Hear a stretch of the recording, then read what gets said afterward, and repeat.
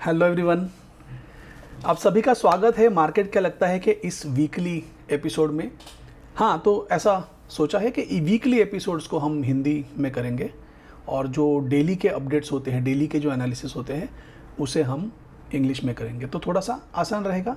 वैसे देखिए, मेरी एक सोच है कि स्टॉक मार्केट के बारे में जब हम बात कर रहे हैं, हम निफ्टी या बैंक निफ्टी की बात करते हैं, तो उसमें काफ़ी तौर पे लेवल्स होती है, या हम बात करते हैं किसी पर्टिकुलर रेंज की, तो वो सभी चीज़ें हिंदी में भी और इंग्लिश में भी, दोनों लैंग्वेजेस में लगभग सिमिलर ही होती है। तो ऐसा कुछ नहीं है कि आपको इंग्लिश में जो भी मैं बातें कर रहा हूँ वो समझ में नहीं आएगा, या हिंदी में जो बोल रहा हूँ वो समझ में नहीं आएगा।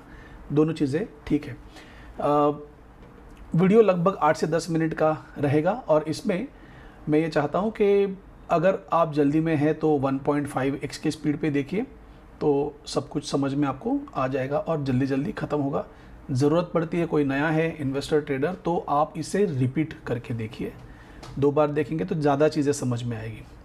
चलिए शुरू करते हैं व्हाट्सएप ग्रुप से। सो व्हाट्सएप ग्रुप पे फ्राइडे का मैसेज क्या था? सो फ्राइडे का मैसेज था, निफ्टी का रेंज है 24,000 टू 25,700 और बैंक निफ्टी का रेंज है 51,000 to 53,000। Breakout levels crucial, Nifty bank Nifty must sustain above semi annual pivot. अगर सेमी एनुअल पिवोट क्या है आपको पता नहीं है, तो सेमी एनुअल पिवोट पे एक वीडियो है, 2 वीडियो है मेरे ख्याल से। लेटेस्ट जो वीडियो है उसे मैं पिन करके रखता हूँ आई बटन में, तो वो देख लीजिए। निफ्टी टारगेट ऑफ 24,500 टू 24,700, ये एक टारगेट एक्सपेक्टेशन है। And Reliance must push Nifty higher, ये एक मेरा कल का मैसेज था। और उसी के साथ मैंने लिखा था कि first sign of strength would be both indices above semi annual pivot. Bank Nifty need to close above 52,600 for a change in Dow theory. जब तक 52,600 के ऊपर क्लोज नहीं होता है, तो बैंक निफ्टी की जो डाउ थियरी है वो चेंज नहीं होगी। अवर्ली टाइम फ्रेम की डाउ थियरी है, बट जब तक ये नहीं होता है तो बैंक निफ्टी साइडवेज ही रहेगी, ऐसा एक उसमें अनुमान है।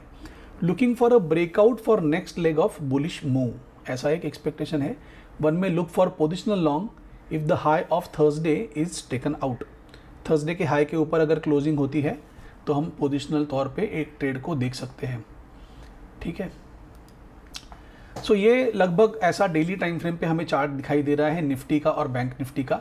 करंटली निफ्टी का जो बाउंस है, ये बाउंस भी है और ये सस्टेन भी होना चाहिए, चलते रहना चाहिए आने वाले समय के लिए। और बैंक निफ्टी में जो मूव हो रही है, तो बैंक निफ्टी की जो मूव है वहाँ पे भी एक जगह पे सपोर्ट लेके इससे आगे बढ़ना चाहिए। तो सपोर्ट के कुछ लेवल भी मैंने ड्रॉ करके रखी थी, तो इंडिविजुअल चार्ट पे जाके देखते हैं। निफ्टी का जैसे चार्ट है फॉर एग्जांपल, अब ये निफ्टी के चार्ट पे हमने एक फिबोनाकी का ड्रॉ किया है। फिबोनाकी रिट्रेसमेंट के लिए एक टूल जो है उसे हमने ड्रॉ किया है इस हाई से लेके इस लो तक, राइट। सो ये हाई और लो को जब हम देख रहे हैं तो उसी समय पे मैंने 50% की लेवल को उस समय पे कैलकुलेशन में रखा था। और अब जब हम देखेंगे तो शायद ऐसा भी हो सकता है कि मंडे के दिन भी हम शायद और नीचे चले जाए। यहाँ से 24,100 है तो शायद यहाँ से और 100 पॉइंट नीचे चले जाए, और लगभग 24,000 के आसपास यहाँ पे कहीं सपोर्ट मिलने की पॉसिबिलिटी है। अब ये सपोर्ट चेंज इसलिए हो रहा है कि करंटली मुझे दिखाई तो दे रहा है कि ये कंसोलिडेशन यहाँ पे हो रहा है, but at the same time जो मैंने पिछले डेली ऑब्जर्वेशन के वीडियो में कहा था उसे भी थोड़ा याद रखिए कि जब भी ऐसा होगा कि फॉल हुआ है और उस फॉल के बाद एक ऐसा बेयर फ्लैग तैयार हो रहा है, तो उस बेयर फ्लैग को एक फॉलो अप भी आना चाहिए। तो एक फॉल वहाँ पे हमें देखने के लिए मिलना चाहिए, ऐसी एक उम्मीद है, ऐसा एक एक्सपेक्टेशन है। तो जब तक वो सपोर्ट लेके वहाँ से फिर से बाउंस नहीं होता है और वहाँ पे हमें फॉलो अप नहीं मिलता है प्राइस एक्शन को, तब तक हम ऐसा नहीं कह सकते कि हाँ यहाँ पे इस लेवल पे सपोर्ट ले लिया है मार्केट ने, है ना। तो वो कन्फर्मेशन आना बहुत ज़रूरी है, और अगर वो कन्फर्मेशन आता है तो उस कन्फर्मेशन के बाद ही फिर वो अगला जो मूव है उसकी तरफ हम देखना शुरू करेंगे। देखिए, ये अर्ली स्टेज है। अगर ये बॉटम है और ये बॉटम इंटैक्ट रहता है, ऐसा हम कंसीडर करें, हमारा जो सारा एनालिसिस है बुलिश बायस का, वैसे देखा जाए तो करंटली जो मेन ट्रेंड है वो बेरिश ही है, लेकिन इस बेरिश ट्रेंड में करंटली एक बुलिश हमें रिट्रेसमेंट का मौका यहाँ पे मिल रहा है। और वो मौका अगर चलता है, सही पड़ता है, तो वहाँ पे हमें एक अच्छा खासा रिस्क टू रिवॉर्ड मिलता है।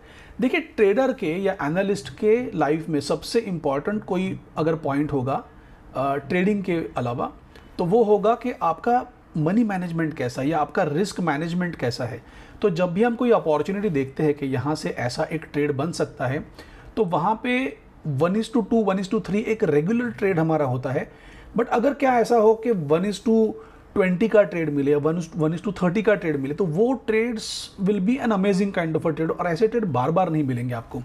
अगर उस चक्कर में आप एक आध दो स्टॉप लॉसेस भी देते हो तो उसमें कोई गलत नहीं होगा, बट हाँ, पेशेंटली अपने सेटअप के लिए इंतज़ार कीजिए, रैंडमली किसी के कहने पे ट्रेड मत लीजिए।